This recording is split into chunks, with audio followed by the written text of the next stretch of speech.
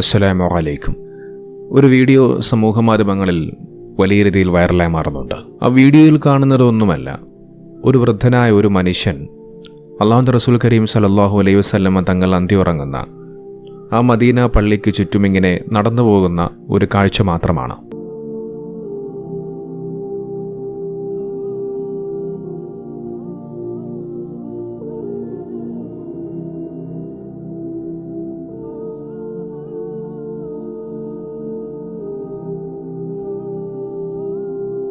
ഒരു സാധാരണ വസ്ത്രം ധരിച്ച് കാലിൽ ചെരുപ്പില്ലാതെ ഒരു വൃദ്ധനായ മനുഷ്യൻ ആ മദീന പള്ളിയുടെ കവാടങ്ങൾക്ക് മുമ്പിലൂടെ നടന്നു പോകുന്ന ഒരു കാഴ്ച. പക്ഷെ ആ വീഡിയോ ലോകം മുഴുവനും വലിയ രീതിയിൽ വൈറലായി മാറി. ഈ വീഡിയോയിൽ ആളുകളെ വിസ്മയിപ്പിച്ചത് ആ മനുഷ്യന്റെ ആ ഒരു വേഷവിധാനവും അതോടൊപ്പം അദ്ദേഹത്തിന്റെ താടിയുമാണ്. ഈ വീഡിയോ കണ്ടവരിൽ പലരും പറഞ്ഞു വച്ചത് ഈ മനുഷ്യനെ കാണുമ്പോൾ അബൂബക്കർ സിദ്ദീഖ് റളിയല്ലാഹു അൻഹുവിനെ ഓർമ്മ വരുന്നു എന്നുള്ളതാണ്. അബൂബക്കർ സിദ്ദീഖ് റളിയല്ലാഹു അൻഹുവും ഇതുപോലെ പ്രായമുള്ള ഒരു മനുഷ്യനായിരുന്നു. ചില പ്രശസ്ത മാധ്യമങ്ങളൊക്കെ ഈ മനുഷ്യനെക്കുറിച്ചുള്ള വാർത്തകൾ റിപ്പോർട്ട് ചെയ്തു. സമൂഹ മാധ്യമങ്ങളിൽ ആ വീഡിയോ വൈറലാകാൻ കാരണം അദ്ദേഹത്തിന്റെ ആ ഒരു വേഷവിധാനമോ താടിയോ മാത്രമല്ല, മറ്റെന്തോ കൂടിയുണ്ട്. അത് ആ വീഡിയോ കാണുന്നവർക്ക് മനസ്സിലാക്കാൻ കഴിയും. അദ്ദേഹത്തിന്റെ മുഖം സമാധാനത്താൽ നിറഞ്ഞിരിക്കുന്നതായി കാണുവാൻ സാധിക്കും. അള്ളാഹുവിന്റെ ഹബീബ് അന്തിയുറങ്ങുന്ന മദീന പള്ളിക്ക് നിന്നും മസ്ജിദ് നബവിയിൽ നിന്നും പുറത്തു വരുന്ന സമയത്ത് അദ്ദേഹം എന്തോ അതുല്യമായ ഒന്നിനെ കണ്ടെത്തിയതുപോലെ തോന്നുകയാണ്. നിത്യശാന്തി നേടിയ ഒരാളുടെ ശാന്തമായ മുഖം പോലെയാണ് അദ്ദേഹത്തിൻ്റെ മുഖം കാണാൻ കഴിയുന്നത്. അദ്ദേഹം ആ ഒരു മസ്ജിദ് നബവിയുടെ കവാടങ്ങളിൽ നിന്ന് അകലുന്ന സമയത്ത് അദ്ദേഹം പിന്നോട്ട് തിരിഞ്ഞ് മസ്ജിദ് നബവിയോട് ഒരവസാനമായ ഒരു നോട്ടം നോക്കുന്നുണ്ട്, മാതാപിതാക്കളെ വിട്ടുപോകുന്ന ഒരു കുഞ്ഞിനെ പോലെ. ഈ വീഡിയോ കണ്ട ലോകമെമ്പാടുമുള്ള ആളുകളെ ഈ മനുഷ്യൻ ആകർഷിച്ചു. അങ്ങനെ പലരും ആ മനുഷ്യനെക്കുറിച്ച് അന്വേഷിക്കാൻ തുടങ്ങി. അങ്ങനെ അന്വേഷിക്കുന്ന സമയത്താണ് ആ മനുഷ്യന്റെ ജീവിതത്തിലെ ഹൃദയസ്പർശിയായ ചില കാര്യങ്ങളെക്കുറിച്ച് അവർ അറിയാൻ തുടങ്ങിയത്. ഇദ്ദേഹം ആട് വളർത്തുന്ന ഒരു മനുഷ്യനായിരുന്നു. ബലൂചിസ്ഥാനിലെ ഒരു ദരിദ്ര കുടുംബത്തിൽ നിന്നുള്ള ഒരു പാവപ്പെട്ട മനുഷ്യനാണ്. അദ്ദേഹത്തിന് വലിയൊരു ആഗ്രഹമുണ്ടായിരുന്നു. അദ്ദേഹത്തിൻ്റെ എക്കാലത്തെയും വലിയൊരു സ്വപ്നമായിരുന്നു നബി സല്ലല്ലാഹു അലൈഹി വസല്ലമ തങ്ങൾ അന്തിയുറങ്ങുന്ന മദീന പള്ളി സന്ദർശിക്കുക എന്നുള്ളത്. പ്രവാചകനെ അതിയായി സ്നേഹിക്കുന്ന ഏതൊരു മനുഷ്യൻ്റെയും ആഗ്രഹമാണ് മദീന പള്ളി തൻ്റെ ജീവിതത്തിൽ ഒരു വട്ടമെങ്കിലും ചെന്ന് കാണുക എന്നുള്ളത്. ആ ആഗ്രഹം ആ മനുഷ്യനുമുണ്ടായിരുന്നു. അതിൻ്റെ ഭാഗമായിട്ട് അദ്ദേഹം തൻ്റെ ആടുകളെ വിൽക്കുകയാണ്. മറ്റുള്ളവരുടെ മൃഗങ്ങളെ പരിപാലിച്ചും അദ്ദേഹം പണമൊരുക്കാൻ തുടങ്ങി. അങ്ങനെ വർഷങ്ങളുടെ പരിശ്രമത്തിനൊടുവിൽ അദ്ദേഹത്തിന് പാസ്പോർട്ട് നേടാൻ സാധിച്ചു. പക്ഷെ ചില കാരണങ്ങളാൽ അദ്ദേഹത്തിന് യാത്ര ചെയ്യാൻ സാധിച്ചില്ല. അതായത് മദീന പള്ളിയിലേക്ക് പോകാൻ സാധിച്ചില്ല. അദ്ദേഹം നിരാശനാകാതെ വീണ്ടും പണം ശേഖരിച്ചു. എന്നാൽ രണ്ടാമതോ കൊറോണ വൈറസ് എന്ന് പറയുന്ന മാരകമായ പകർച്ചവ്യാധി ലോകമെമ്പാടും പടർന്നു പിടിച്ച ഒരു സാഹചര്യത്തിൽ ആ യാത്രയും തടസ്സത്തിലായി. നമുക്കറിയാം, ഇത്തരത്തിൽ പലപ്പോഴായി ഇത്തരം തടസ്സങ്ങൾ നിരവധിയായി വന്നുകൊണ്ടിരിക്കുന്ന സമയത്ത് പലപ്പോഴും ആളുകൾ അതിൽ നിന്നും പിന്മാറാനാണ് പതിവ്. പക്ഷേ ഈ മനുഷ്യൻ്റെ അള്ളാഹുവിനോടും നബിതങ്ങളോടുമുള്ള ആ ഒരു സ്നേഹം അത്രമേൽ വലുതായിരുന്നു. അത് അദ്ദേഹത്തെ കൈവിടാതെ അദ്ദേഹത്തിനെ പ്രചോദിപ്പിച്ചുകൊണ്ടേയിരുന്നു. അവസാനമായ ആ മനുഷ്യൻ അദ്ദേഹത്തിൻ്റെ പക്കലുണ്ടായിരുന്ന മുഴുവൻ ആടുകളെയും അദ്ദേഹം വിറ്റു. ഹജ്ജിനായിട്ടുള്ള പണം അദ്ദേഹം സ്വരൂപിച്ചു.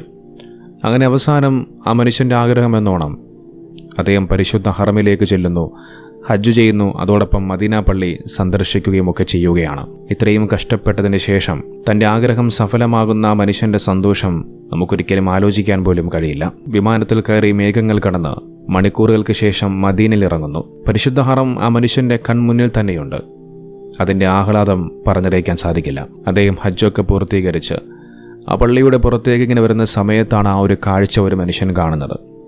അദ്ദേഹം ഉടൻ തന്നെ അദ്ദേഹത്തിൻ്റെ ക്യാമറയിൽ ആ വീഡിയോ പകർത്തുകയും അത് പിന്നീട് സമൂഹ മാധ്യമങ്ങളിൽ വലിയ രീതിയിൽ വൈറലായി മാറുകയും ചെയ്തു.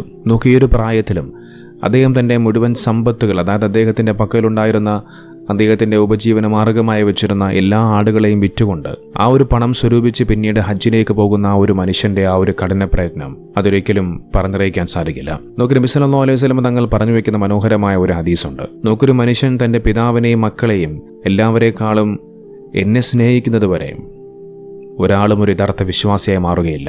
ചരിത്രത്തിൽ ഇതുപോലെ മറ്റൊരു മനോഹരമായ ഒരു കഥ കൂടിയുണ്ട്.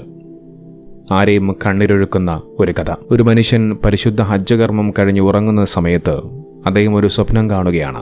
2 മലക്കുകൾ ആകാശത്തു നിന്നും ഇറങ്ങി വരുന്നു. എന്നിട്ട് ഒരു മലക്ക് മറ്റൊരു മലക്കിനോട് ചോദിച്ചു, ഈ വർഷം എത്ര പേർ ഹജ്ജ് ചെയ്തു? മറുപടിയായിക്കൊണ്ട് മറ്റേ മലക്ക് പറഞ്ഞു, 60,000 പേർ. അവരിൽ എത്ര പേരുടേതാണ് ഹജ്ജ് സ്വീകരിക്കപ്പെട്ടത്? ഒരാളുടെ ഹജ്ജ് പോലും സ്വീകരിക്കപ്പെട്ടിട്ടില്ല എന്ന് മറുതലയ്ക്കൽ നിന്നുള്ള മറുപടി. എന്നാൽ ഒരു മനുഷ്യൻ്റെ ഹജ്ജ് മാത്രമേ അള്ളാഹു സ്വീകരിച്ചിട്ടുള്ളൂ. പക്ഷെ ആ മനുഷ്യനാകട്ടെ ഹജ്ജ് കർമ്മത്തിനായി വന്നതുമില്ല. ദമസ്കസിൽ താമസിക്കുന്ന ചെരുപ്പുകുത്തിയായ അബ്ദുള്ള എന്ന് പറയുന്ന ഒരു മനുഷ്യനായിരുന്നു അത്. അത് കേട്ട് സ്വപ്നത്തിൽ നിന്നും ആ മനുഷ്യൻ പെട്ടെന്ന് ഞെട്ടി ഉണരുകയാണ്. ഉടൻ തന്നെ ആ മനുഷ്യൻ ദമസ്കസിലേക്ക് യാത്രയായി. അദ്ദേഹം അവിടെ വെച്ചുകൊണ്ട് അബ്ദുള്ള എന്ന് പറയുന്ന ആ മനുഷ്യൻ അദ്ദേഹം തിരഞ്ഞു കണ്ടുപിടിക്കുകയും ചെയ്തു. എന്നിട്ട് അദ്ദേഹം കണ്ട സ്വപ്നം ആ മനുഷ്യനോട് പറയുകയാണ്. ആ ചെരുപ്പുകുത്തിയായ മനുഷ്യൻ പറയുകയാണ്, ഞാൻ ദരിദ്രനാണ്. 20 വർഷമായി ഹജ്ജ് ചെയ്യാനായി ഞാൻ പണം ശേഖരിക്കുകയാണ്. ഒരു ദിവസം ഗർഭിണിയായ ഭാര്യ അയൽവീട്ടിൽ നിന്ന് മാംസത്തിൻ്റെ ഗന്ധം കണ്ട് അതിനായി അവൾ ഒരുപാട് ആഗ്രഹിച്ചു. ഞാൻ അവരോട് അത് കുറച്ച് ചോദിക്കാൻ പോയി. അവർ പറഞ്ഞ മറുപടി, ഈ മാംസം ഞങ്ങൾക്ക് ഹലാലാണ്, പക്ഷേ നിങ്ങൾക്ക് ഹറാമാണ്. ഞാൻ എന്താണ് കാരണമെന്ന് ചോദിച്ചു. അതിനവർ പറഞ്ഞ മറുപടി, എൻ്റെ കുട്ടികൾ നിരവധി ദിവസങ്ങളായി വിശന്നിരിക്കുകയാണ്. ഒരു മരിച്ച കഴുതയെ കണ്ടപ്പോൾ അതിൽ നിന്ന് ഒരു കഷ്ണം മാംസമെടുത്ത് പാകം ചെയ്തു. ഇത് കേട്ട ഉടനെ അബ്ദുള്ള വല്ലാതെ വിങ്ങിപ്പൊട്ടി. അദ്ദേഹത്തിന് നെഞ്ച് പിടഞ്ഞുപോയി.